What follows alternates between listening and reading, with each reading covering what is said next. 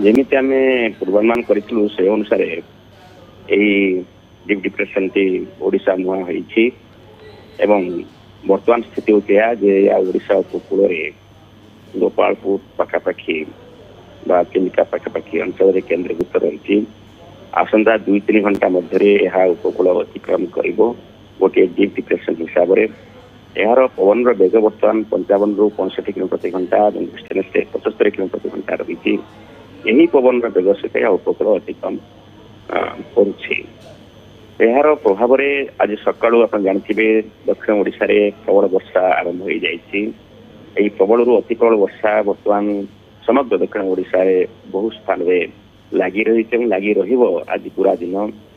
ଧୀରେ ଧୀରେ ଏହା ଏହି ଗଭୀର ଅବପାତଟି ଉପକୂଳ ଅତିକ୍ରମ କରିବା ପରେ ଉତ୍ତର ଉତ୍ତର ପଶ୍ଚିମ ଦିଗରେ ଆଗେଇବ ଓଡ଼ିଶା ମଧ୍ୟ ଦେଇକି, ଯାହାଫଳରେ କି ଆପଣଙ୍କର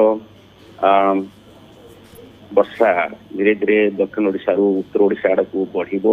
ଏମିତି ବର୍ତ୍ତମାନ ସବୁଠୁ ବେଶୀ ବର୍ଷା ଆପଣଙ୍କର ଗଞ୍ଜାମ, ଗଜପତି, କୋରାପୁଟ, କଳାହାଣ୍ଡି, ମାଲକାନଗିରି, ନବରଙ୍ଗପୁର, କନ୍ଧମାଳ, ବୌଦ୍ଧ, କଳାହାଣ୍ଡି, ନୂଆପଡ଼ା,